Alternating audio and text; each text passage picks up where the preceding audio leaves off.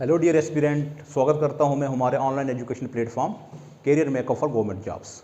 तो dear aspirant, Indian economy component की series मैंने स्टार्ट की है। इंडियन इकॉनमी कंपोनेंट बहुत इंपॉर्टेंट कंपोनेंट है हर एग्ज़ाम पॉइंट ऑफ व्यू से, चाहे एसआई हो, स्टेट का कोई एग्ज़ाम हो या सेंटर का कोई एग्ज़ाम है। तो इस चैनल इस ऑनलाइन प्लेटफॉर्म पे मैं इंडियन इकॉनमी आपको कंप्लीट कराऊंगा। प्लीज़ मेरे साथ बने रहें।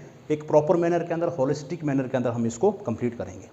इंडियन इकॉनमी कंपोनेंट तो स्टार्ट करते हैं। आज इंडियन इकॉनमी कंपोनेंट पढ़ने से पहले हमें बेसिक के बारे में पता होना चाहिए, बेसिक क्या होता है। तो बेसिक से स्टार्ट करते हैं। आज पहला हमारा टॉपिक है economics, concept and principal.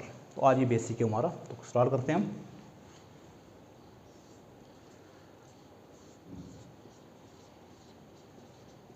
Economics, इसका कंसेप्ट एंड प्रिंसिपल।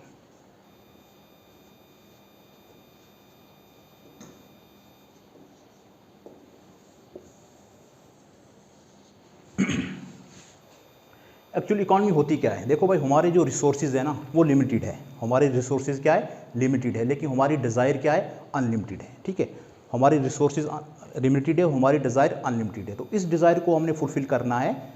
इस डिज़ायर को फुलफिल करना हमने, इसी को बोलते हैं इकोनॉमी। एक्चुअली क्या होता है? Proper utilization of scarcity resources. जो रिसोर्सेज हमारे हैं ना वो बहुत कम है, लेकिन हमारी डिज़ायर बहुत ज़्यादा है। तो हमने इनकम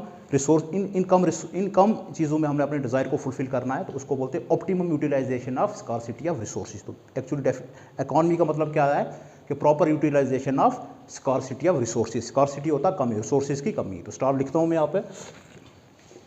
क्या होता है एक्चुअली इकोनॉमिक्स जो है, इकोनॉमिक्स 2 ग्रीक वर्ड से ली गई है। 2 ग्रीक वर्ड, ठीक है। 2 ग्रीक वर्ड कौन कौन से? एक का नाम है इकोस, इसका मतलब होता है हाउस होल्ड,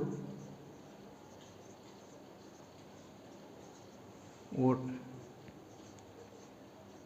निमिन्स का मतलब होता है मैनेजमेंट। तो इसको देखा जाए house hold management, house hold management. Okay, तो क्या मैंने बोला आपको? इकोनॉमिक्स क्या है? Economics is that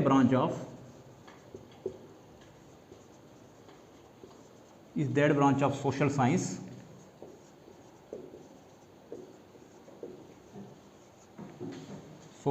which deal with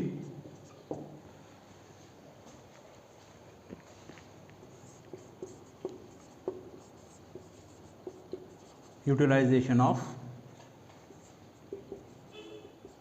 limited resources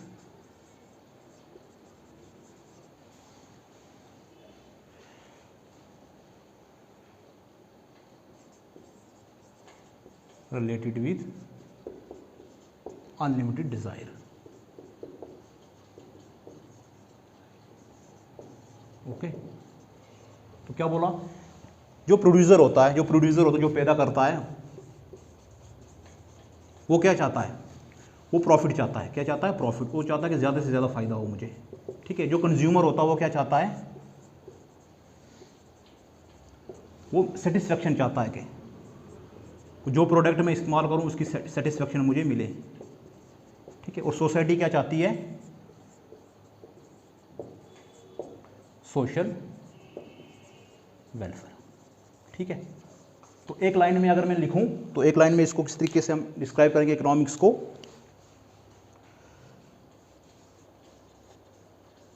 proper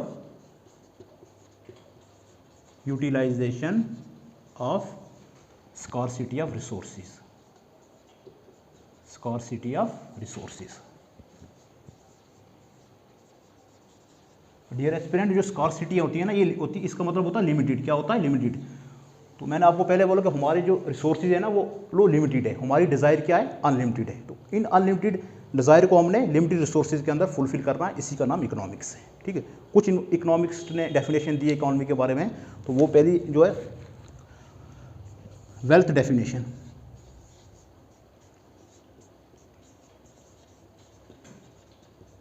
wealth definition. तो वेल्थ डेफिनेशन किसने दी थी? फादर ऑफ इकोनॉमिक्स जिसको कहा जाता है, एडम स्मिथ। एडम स्मिथ को फादर ऑफ इकोनॉमिक्स कहा जाता है। तो वेल्थ डेफिनेशन इसने दी थी। इसका क्या नाम था? Adam Smith, father of economics कहा जाता है। और उसके बुक थी, बुक का नाम था wealth of nation, wealth of nation.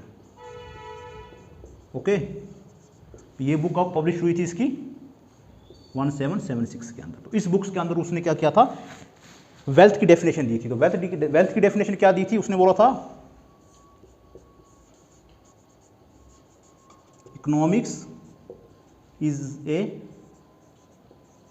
Science of wealth. Okay, तो सबसे इंपॉर्टेंट डेफिनेशन है, क्योंकि father of economics Adam Smith ने इसको दिया गया है। उसने क्या बोला था कि वेल्थ क्या है? वेल्थ क्या है? Wealth, economics is a science of wealth. ठीक है। इसी तरीके से दूसरी डेफिनेशन है, बहुत इंपॉर्टेंट डेफिनेशन है, ये दी थी अल्फ्रेड मार्शल ने। किसने दी थी? Alfred Marshall. Alfred Marshall. तो इसने उसका बुक का इंपॉर्टेंट नाम है अल्फ्रेड मार्शल। बुक का नाम है प्रिंसिपल ऑफ इकोनॉमिक्स। तो इसने क्या किया था? इसने दी थी कौन सी? Welfare definition, welfare definition. तो इसने क्या किया था? इसने वेल्थ को ज़्यादा इंपॉर्टेंस दी थी किसके मुकाबले? वेलफेयर को ज़्यादा इंपॉर्टेंस दी थी किसके मुकाबले? वेल्थ के मुकाबले में। तो आप प्लीज़ स्क्रीनशॉट ले लीजिए इसका। तो उसके बाद तीसरी डेफिनेशन है हमारी पास, उसको बोलते हैं स्कार्सिटी डेफिनेशन। स्कार्सिटी डेफिनेशन सबसे इंपॉर्टेंट डेफिनेशन इकोनॉमिक्स के देखा जाए तो स्कार्सिटी डेफिनेशन। ये किसने दी थी? ये दी थी लॉयड रॉबिन। Lloyd robin. तो इस डेफिनेशन के अंदर उसने क्या बोला था कि ह्यूमन रिसोर्सेज क्या है? लिमिटेड है। इसने क्या किया था?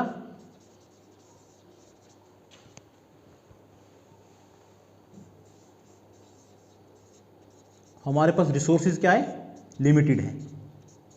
ठीक है। तो डिजायर क्या है हमारे पास? अनलिमिटेड। डिजायर क्या है? अनलिमिटेड। ओके, ये बहुत इंपॉर्टेंट डेफिनेशन है। तो स्कार्सिटी डेफिनेशन है, बहुत इंपॉर्टेंट है, लॉयड रॉबिन ने दी थी। तो इसने ये बोला था कि इकोनॉमी हमारे पास क्या है? रिसोर्सेज हमारे पास अनलिमिटेड है, इसको प्रॉपर यूटिलाइजेशन करना है। तो प्लीज स्क्रीनशॉट कीजिए। तो नेक्स्ट करते हैं स्टार्ट। ठीक है। तो major classification of economics. Economics को हमने दो मेजर क्लासिफिकेशन, दो हिस्सों में डिवाइड किया है। और डिवाइड करने वाले जो थे रैगनर फ्रिच ने इसको दो हिस्सों में डिवाइड करके रखा हुआ है। तो पहला हिस्सा हमारे पास आता है, पहले का नाम है माइक्रो इकोनॉमी। माइक्रो इकोनॉमी, ठीक है। माइक्रो का मतलब होता है छोटा। तो micro economy is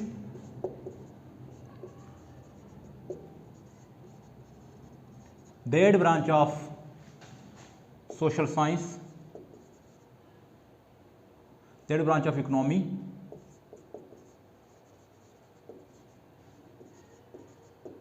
which study small unit of society। ठीक है। माइक्रो इकोनॉमिक वो इकोनॉमी होती है जो सोसाइटी की छोटी छोटी चीज़ों के बारे में स्टडी करती है। तो माइक्रो का मतलब ये होता है स्मॉल। तो इसमें क्या किस चीज़ के बारे में स्टडी करती है? डिमांड के बारे में स्टडी करेगी, सप्लाई के बारे में स्टडी करेगी, हाउस होल्ड के बारे में स्टडी करेगी, किसी घर के बारे में, किसी फॉर्म के बारे में स्टडी करेगी। तो ये आ गया माइक्रो इकोनॉमी। ठीक है। माइक्रो इकोनॉमी वो इकोनॉमी होती है जो छोटे यूनिट्स, इकोनॉमी के छोटे यूनिट के बारे में स्टडी करती है, तो इसको माइक्रो इकोनॉमी बोलते हैं। दूसरा उसने क्लासिफिकेशन की थी, उसका नाम था मैक्रो इकोनॉमी। Macro economy. तो मैक्रो का मतलब होता है बड़ा। मैक्रो का मतलब होता है बड़ा। Is that branch of economics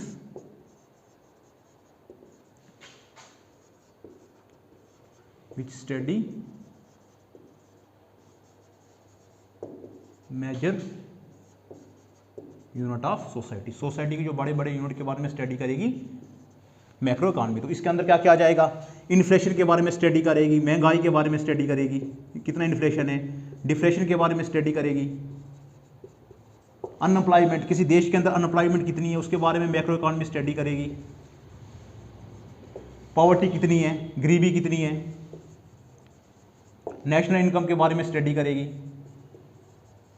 national income, इसमें क्या आएगा, जीडीपी के बारे में, GDP, GNP.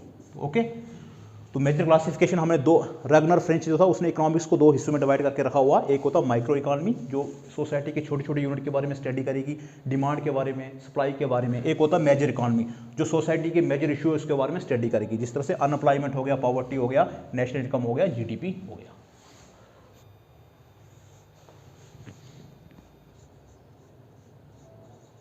Types of economics,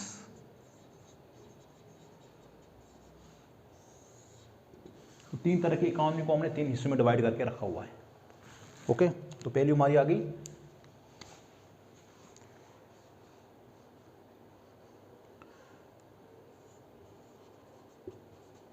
central और प्लान्ड इकोनॉमी। तो ठीक है, सेंट्रल और प्लान्ड इकोनॉमी क्या होती है, इकोनॉमी का जो भी कंट्रोल होता है वो किसी कोई स्टेट या किसी देश का होता है। कहने का मतलब है सेंट्रल और प्लान्ड इकोनॉमी ऐसी इकोनॉमी होती है जो स्टेट कंट्रोल पूरी। तो सेंट्रल और प्लान्ड इकोनॉमी का जो मेन फोकस होता है वो क्या होता है, focus on social welfare, social welfare. तो सोशल वेलफेयर के ऊपर ये फोकस करती है। तो सेंट्रल और प्लान्ड इकोनॉमी का एग्जांपल है चाइना। कौन है, चाइना। चाइना पूरी इकोनॉमी कौन कंट्रोल करता है, कोई देश या कोई स्टेट इकोनॉमी को कंट्रोल करेगा अपनी मर्जी के साथ, जो वो चाहेगा वो करेगा, उसको बोलते हैं सेंट्रल और planned economy. Focus on social welfare, इसके ऊपर ज़्यादा से ज़्यादा सोशल वेलफेयर के ऊपर फोकस किया जाता है। Example China. तो दूसरा हमारे पास आ गई प्राइवेट इकोनॉमी। प्राइवेट इकोनॉमी, ठीक, इसको कैपिटलिस्ट इकोनॉमी भी बोला जाता है। क्या बोला जाता है, कैपिटलिस्ट इकोनॉमी।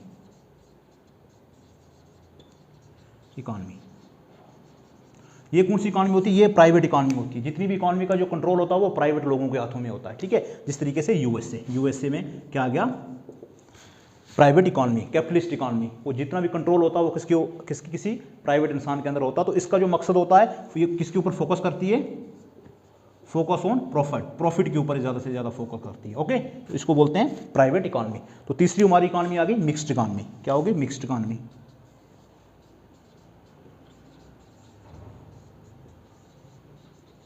मिक्स्ड इकोनॉमी, तो ये वो इकोनॉमी होती है जहां पर पब्लिक और प्राइवेट, मतलब गवर्नमेंट और प्राइवेट दोनों साथ में साथ चलते हैं। ठीक है, इधर क्या होता है, बोथ पब्लिक एंड प्राइवेट। ठीक है, दोनों पब्लिक और प्राइवेट चलते हैं। तो इसकी एग्जांपल आ गई इंडिया के अंदर मिक्स्ड इकोनॉमी। इंडिया के अंदर मिक्स्ड इकोनॉमी कहने का मतलब यहाँ पर गवर्नमेंट और प्राइवेट का जो कॉम्बिनेशन, तो इसको बोलते हैं मिक्स्ड इकोनॉमी। तो एक एग्जांपल आ गया इंडिया। ओके, तो इंडियन इकोनॉमी को हमने तीन सेक्टर के अंदर डिवाइड किया गया। इंडियन इकोनॉमी को हमने 3 सेक्टर के अंदर डिवाइड किया। एक होता है प्राइमरी, एक होता है सेकेंडरी, एक होता है टेरिशरी। तो प्राइमरी सेक्टर के अंदर क्या क्या चीज़ें आती है, तो पहला आ गया हमारा प्राइमरी सेक्टर। प्राइमरी सेक्टर क्या होता है, प्राइमरी सेक्टर वो होता है जहाँ पर इंसान नेचुरल रिसोर्सेज का डायरेक्टली इस्तेमाल करता है या इंसान नेचुरल रिसोर्सेज से डायरेक्टली इसको यूटिलाइज करता है। तो प्राइमरी सेक्टर लग गया। उसमें एग्जांपल हमारे पास कौन सी आ जाएगी, जैसे हमारे पास फॉरेस्ट, एग्रीकल्चर और फिशिंग। ओके, ठीक है, इसी तो सेकेंडरी सेक्टर में आता हमारे पास, सेकेंडरी सेक्टर को बोलते हैं मैन्युफैक्चर सेक्टर। जैसे इंडस्ट्रीज आ गया हमारा, इंडस्ट्री, वाटर सप्लाई हो गया, सप्लाई ऑफ वाटर। तो सेकेंडरी सेक्टर के अंदर क्या करते हैं हम, मैन्युफैक्चर सेक्टर बोलते हैं। और थर्ड आ गया टेरिशरी सेक्टर, इसको बोलते हैं सर्विस सेक्टर। क्या बोलते हैं इसको, सर्विस सेक्टर। जैसे हमारा बैंकिंग आ गया, इंश्योरेंस कोई आ गया, ट्रांसपोर्ट आ गया हमारे पास, एक्स्ट्रा। ओके, तो इंडियन इकोनॉमी को हमने 3 सेक्टर के अंदर डिवाइड किया, प्राइमरी, सेकेंडरी और टर्शियरी सेक्टर। तो सर्विस सेक्टर का जीडीपी के अंदर सबसे ज्यादा जो कंट्रीब्यूशन है वो हमारा सर्विस सेक्टर के अंदर है, और दूसरे नंबर पे आता है सेकेंडरी सेक्टर, और तीसरे नंबर पे आता है एग्रीकल्चर सेक्टर। तो ओके, तो सर्विस सेक्टर का एग्जाम के अंदर अक्सर पूछा जाता है कि सबसे ज़्यादा जीडीपी के अंदर सबसे ज़्यादा कंट्रीब्यूशन किसका है, तो सर्विस सेक्टर का। बहुत इंपॉर्टेंट क्वेश्चन है, यहाँ से अक्सर एग्जाम में आते हैं। तो आज था बेसिक था इकोनॉमिक्स का, कल हम इंडियन इकोनॉमी का पहला कंपोनेंट स्टार्ट करेंगे, पहला लेक्चर स्टार्ट करेंगे नेशनल इनकम। तो हमारे साथ जुड़े रहें, थैंक यू।